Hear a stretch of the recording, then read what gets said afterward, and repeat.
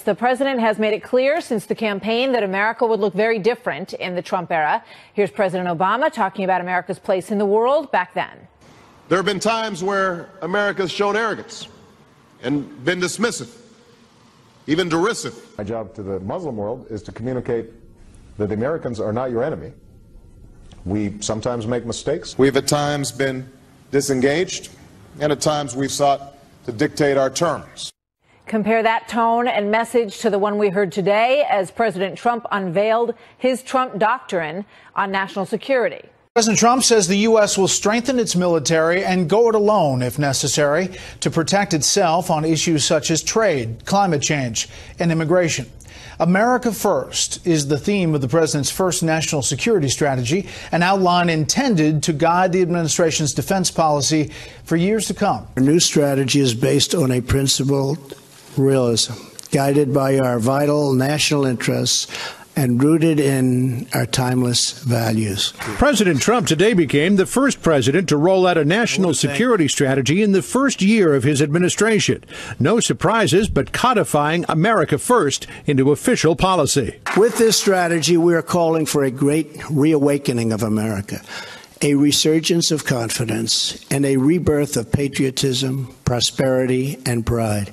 The strategy is based on 4 pillars: protect the American people, the homeland, and the American way of life, promote American prosperity, preserve peace through strength, and advance American influence around the world. President Trump returned to a familiar theme today, criticizing the mistakes of his predecessors. They neglected a nuclear menace in North Korea, made a disastrous, weak, and incomprehensibly bad deal with Iran, and allowed terrorists such as ISIS to gain control of vast parts of territory all across the Middle East. The president vowed to do things differently, starting with the renewal of American military strength. A nation that is not prepared to win a war is a nation not capable of preventing a war. Weakness is the surest path to conflict. The president singled out China and Russia as rival nations that seek to erode American power and security, but said he is open to cooperation. This strategy recognizes that whether we like it or not, we are engaged in a new era of competition. We also face rival powers, Russia and China, that seek to challenge American influence, values, and wealth. We will attempt to build a great partnership with those and other countries, but in a manner that always protects our national interest. As an example, yesterday I received a call from President Putin of Russia thanking our country for the intelligence that our CIA was able to provide them concerning a major terrorist attack planned in St. Petersburg, where many people, perhaps in the thousands, could have been killed. But while we seek such opportunities of cooperation, we will stand up for ourselves and we will stand up for our country like we have never stood up before. A very serious charge tonight against the Obama administration. A bombshell report alleges the government deliberately sabotaged its own efforts to fight terrorist, drug, and money laundering operations. Today, the United States, together with our allies and partners, has reached a historic understanding with Iran. At what cost was the nuclear deal with Iran reached? A Politico investigation alleges the Obama administration, in an effort to reach the agreement, drastically curtailed efforts to interdict cocaine shipments into the U.S. by Hezbollah, a terrorist organization closely allied with Iran. For years, it has been known that Hezbollah had been active in the Latin American drug trade. In 2016, a DEA official told a congressional panel that Operation Cassandra, a massive law enforcement effort to stop the Hezbollah drug trade, was inexplicably curtailed. For some unknown reason, we seem to have missed out on one opportunity after another. We seem to have forgotten about the importance of disrupting the supply chain. Politico reports, quote, when Project Cassandra leaders sought approval for some significant investigations, prosecutions, arrests, and financial sanctions, officials at the Justice and Treasury Departments delayed, hindered, or rejected their requests. There clearly is a huge pattern here. I mean, we pull out of Iraq largely because the Iranians want us out of there. And President Obama has no political and moral commitment to an Iraqi end state that's in the United States' interest. From 2009 January to the entire 8 years of the Obama administration, hands off anything to do with the Iranians and their proxies. Several former Obama administration officials did not respond to our request for comment. A spokesman for Mr. Obama told Politico the administration was hard on Hezbollah, quote, through tough sanctions and law enforcement actions. The Trump administration has taken an entirely different tack in its Iran policy. That course change reflected in some sober comments from Secretary Mattis here on Friday to reporters when he told them, quote, everywhere you find turmoil, you find Iran's hand in it. Saudi Arabia's King Salman has meanwhile met with the director of the CIA, Mike Pompeo, in the capital, Riyadh. The two discussed bilateral relations and regional developments. On the Saudi side, the meeting was attended by the King's son, Prince Khalid bin Salman, who is the Saudi ambassador to Washington, as well as Foreign Minister Adel al-Jubeir. Now, earlier this month, Pompeo said he'd sent a letter to the head of Iran's elite fighting Quds force, warning him that the United States would hold Tehran accountable for any attacks it conducted on American interests in Iraq. The United States has vetoed a UN Security Council draft resolution that called for the reversal of President Trump's recent recognition of Jerusalem as Israel's capital. All of the Council's 14 other members voted in favor of the motion, which was put forward by Egypt. It also called for the U.S. to withdraw plans to put its embassy in Jerusalem. The U.S. ambassador to the UN, Nikki Haley, defended the decision. We do it with no joy, but we do it with no reluctance. The fact that this veto is being done in defense of American sovereignty and in defense of America's role in the Middle East peace process is not a source of embarrassment for us. It should be an embarrassment to the remainder of the Security Council. What we witnessed here today in the Security Council is an insult. It won't be forgotten. It's one more example of the United Nations doing more harm than good in addressing the Israeli-Palestinian conflict. Thank you, Ambassador Haley. On Hanukkah, you spoke like a Maccabee. You lit a candle of truth. You dispelled the darkness. One defeated the many. Truth defeated lies. Thank you, President Trump. Thank you, Nikki Haley.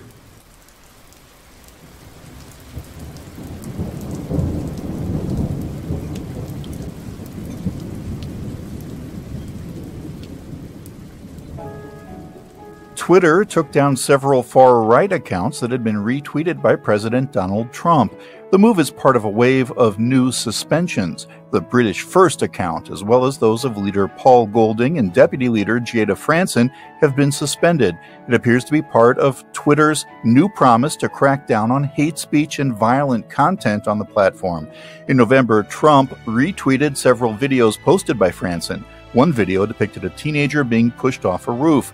As Franson's account is suspended, the videos have disappeared from Trump's Twitter feed as well. On Monday, the Federal Aviation Administration said it will bar drone flights over 7 major U.S. nuclear sites. These include Los Alamos National Laboratory in New Mexico. The move is the latest in a series of growing restrictions on unmanned aerial vehicles over U.S. sites which carry national security implications. The new restrictions began December 29th. The FAA said it is considering additional requests from other federal security agencies to bar drones. A suspect is in custody after a vehicle tried to force its way onto a United States Air Force base in England. The base has been put on lockdown after shots were fired by American service personnel. A U.S. Air Force spokesman said that the situation was contained and a subject is in custody. The man was detained with cuts and bruises and taken into custody. Police said no other people were injured. The base has been a subject of security concerns in recent years. In 2015, July 4th celebrations for U.S. personnel at the base were canceled amid fears of an attack. Security is always tight around the Vatican this time of year, but right now, tensions are particularly high as terrorists openly threaten to attack during the holiday season. Out on patrol with the head of Rome's police, we get a call about a suspicious package at the central train station. We head out to see the bomb disposal team at work, carefully checking for signs of explosives. It turns out to be nothing. But this elaborate procedure over a clearly empty bag is a sign of the times. This ancient city and the Vatican, particularly at this time of year, are magnets for tourists. Police are on the ground checking the bags of everyone who wants to enter St. Peter's Square. And back in police headquarters, they are monitoring everything fed back by security cameras. ISIS supporters made a threat for an attack on St. Peter's over the holidays. Police take it seriously. We made certain zones of security, zones of maximum vigilance in areas that are most frequented by tourists. So far, Italy has not been hit with a major ISIS-style terrorist attack. But the man who killed 12 at the Berlin Christmas market last year turned up in Milan, where he was ultimately killed by police. Terrorists transit through here, keeping the country on an alert that is on par with the rest of Europe. The Ministry of Interior raised the threat level after the Bataclan attack in Paris to 2. Level 2 means an attack is potential, even probable. The presence of police and even military is quite visible here in Rome and frankly across Italy. And it's not just that it appears to be that there's more police presence on the street. In the past 10 years or so, the number of patrol cars out and about has increased fourfold. Theories abound about why Italy has so far remained unscathed. Some say the mafia keeps ISIS killers out so as not to invite a further increase in police intrusiveness. Others say Italy has not been hit because it has so far not carried out targeted killings of ISIS leaders. But there is consensus on one thing: experience dealing with domestic terrorism in the 70s and the mafia for decades has honed this country's ability to gather intelligence. Emmanuel Macron says the military campaign against Islamic State in Syria should be completed by February. The French president said he'd now push for peace talks involving all parties in the 6-year Syrian conflict, including President Bashar al-Assad. Despite being a leading backer of the Syrian opposition, President Macron has said the departure of al-Assad was not a precondition for talks. Russia and Iran has backed al-Assad's government. The son of former Libyan leader Muammar Gaddafi is planning a political comeback. According to a family spokesperson, Saif al-Islam Gaddafi will run for president in the country's election next year. Well, the second of Gaddafi's 10 children, Saif was one of the most powerful figures during the rule of his father, who was brutally killed by Western-backed insurgents in 2011. Well, Saif faced the death penalty for crimes against humanity during the uprising, but was released after 6 years in jail. The White House says that North Korea was behind the WannaCry computer virus, which impacted more than 200,000 computers around the world earlier this year. The virus impacted personal computers, as well as those used for infrastructure management and in the healthcare industry. In an op-ed published in the Wall Street Journal Monday, White House Homeland Security Advisor Thomas Bossert called on other countries to work with the U.S. to stop North Korea's, quote, malicious behavior. Now, as Bitcoin receives greater recognition around the world, North Korea is moving to grab a bite of that pie, illegally, we should add. The regime's hackers are suspected of breaking into stashes of cryptocurrencies, so not just Bitcoin, to find new sources of revenue, which they desperately need. And as our Ji Myung-gil tells us, Seoul's government is closely monitoring those activities. The increased economic sanctions against North Korea could be driving the North's interest in Bitcoin, as its price has soared from under $1,000 at the end of 2016 to more than $18,000 just a few days ago. When asked whether the South Korean government has detected any concrete signs or evidence of North Korea getting involved with the cryptocurrency, "We're monitoring North Korea's trend related to Bitcoin." The Unification Ministry spokesperson added that the government was cooperating with the National Cybersecurity Center and other relevant agencies to prevent North Korea from hacking into cryptocurrencies. Information security experts said measures were needed to protect cryptocurrency investors. The world's largest derivatives exchange, the Chicago Mercantile Exchange, began Bitcoin futures trading from Sunday. The launch of futures trading on the CME comes a week after the Chicago Board Options Exchange, or CBOE, became the first established financial market to offer futures trading for Bitcoin.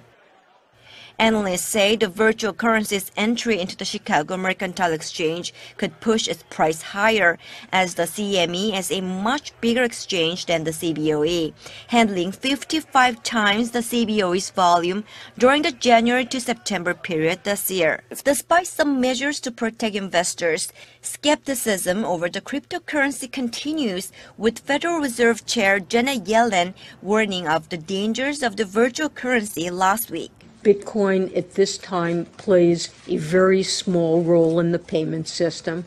It is not a stable source of store of value, and it doesn't constitute legal tender. It is a highly speculative asset. Bitcoin was invented in 2008 by a person or a group calling themselves Satoshi Nakamoto, and the identity of the mysterious inventor is still not yet known. Good evening. The first run of a new Amtrak commuter line in the Pacific Northwest ended in tragedy. The 14-car train jumped the tracks this morning south of Seattle, and most of the cars flew off an overpass, some hitting vehicles on the road below, others still dangling in the air tonight. The train carried 77 passengers and a crew of 7. At least 3 people were killed. There are dozens of injuries.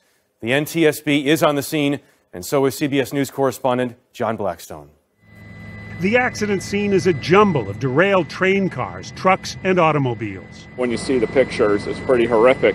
People were screaming. It was crazy. An Amtrak commuter train on a new, higher-speed line between Seattle and Portland derailed. Amtrak 501. Emergency. We are on the ground. This radio call captured the moment dispatchers first learned that cars had hurtled off a bridge directly onto Interstate 5. Is everybody okay? I'm still figuring that out. We got cars everywhere and down onto the highway. One car flipped upside down onto the interstate, another dangling precariously off the overpass. Still others piled up, wreckage strewn over a wide area. Of the 14 cars, only one, the lead engine, remained on the tracks. No motorists were killed from the crash. I was scared, I was really scared. Adrian Thompson was en route to see his mother for the holidays. I just grabbed onto the chair in front of me for dear life. My laptop went flying, my phone went flying. Within minutes of the derailment, dozens of emergency crews rushed in, as did drivers who witnessed the crash, like Trevor Culvey, who helped pull survivors to safety. I saw smoke. Next thing you know, myself and a few others are trying to get people medical care when we can. This was the first trip for the new Seattle to Portland line, but some local officials had expressed concern these tracks weren't safe enough for a commuter train traveling 80 miles an hour. Those passengers who were able to walk away feel enormously fortunate. I had to say a prayer multiple times after this. I feel blessed to be alive and okay right now. Investigators from the National Transportation Safety Board are now on the scene of this accident, looking for an answer to that all-important question. What caused this on a newly rebuilt set of tracks meant for higher speed operation? Was it a problem with the train, the tracks, or perhaps operator error? It could take weeks to get an answer. Are the world's honeybees doomed? Newsweek reports there's been a die-off in honeybees over the past decade. Many lived in Puerto Rico. Then came Hurricane Maria. The Puerto Rican Department of Agriculture estimates that 80% of the island's 150,000 bee colonies disappeared in Hurricane Maria's aftermath. One biologist thinks 90% of the bees are gone. A recent report from the Bee Informed Project says that between April 2016 and March 2017, beekeepers lost 33.2% of their colonies. There have been efforts to keep the bees alive as Maria recovery efforts continue. Experts say this is pretty important. If the Puerto Rican honeybee population dies off, the global honeybee population may also die too. When an injured man was having difficulty eating, this restaurant employee stepped up to help. Dallas Smith Jr. says he was at the Huddle House in Douglas, Georgia, when he witnessed the act of kindness and decided to record it. He says the elderly man had his hand in a bandage and was struggling to eat his pancakes. The person sitting with him at the table was going to help, But when an employee behind the counter saw what was going on, she came over to assist. She cut up the injured man's food so his companion could relax and just eat his own meal. Smith says the woman's humble actions touched him so much he wanted to share her generosity. The video has been viewed more than 1 million times on Facebook. He says he later learned the injured man is a veteran and he was hurt intervening in a domestic dispute. It seems when this Good Samaritan needed help, it showed up right away.